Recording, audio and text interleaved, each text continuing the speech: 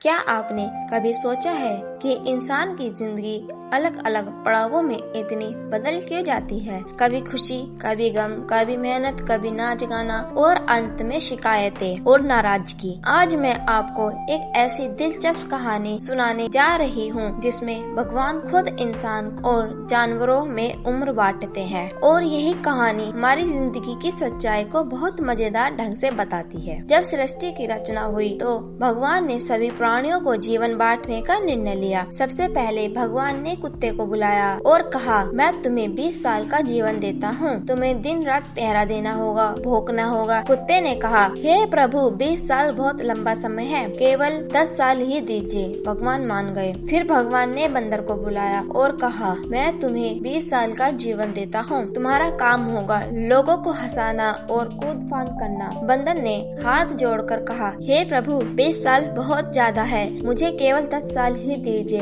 भगवान फिर मान गए। अब बारी आई गाय की। भगवान बोले, हे गैया, मैं तुम्हें 60 साल का जीवन दूंगा। तुम्हें धरती पर किसानों की मदद करनी है, हल खींचना है, दूध देना है। गाय बोली, प्रभु, 60 साल तो बहुत अधिक है, मुझे केवल 20 साल का जीवन दीजिए। भगवान ने यह भी स्वीकार कर लिया। आखिर में भगवान ने मनुष्य को बुलाया, तुम्हें 20 साल का जीवन दे रहा हूँ, इसमें तुम हंसोगे, खेलोगे और मजे करोगे। मनुष्य ने मुस्कुराकर कहा, हे प्रभु, 20 साल तो बहुत कम है। अगर आप चाहें तो मुझे मेरे 20 साल के साथ साथ कुत्ते के छोड़े हुए 10 साल, बंदर के 10 साल और गाय के 40 साल भी दे दीजिए। भगवान बोले, जैसी तुम्हारी इच्छा। यही कारण है कि इंसान पहले 20 साल हंसी खुशी, खेल कूद और मौज मस्ती में बिताते हैं, अगले 40 साल गाय की तरह मेहनत और जिम्मेदारियों में गुजारते हैं, फिर 10 साल बंदर की तरह बच्चों और पोता पोतियों को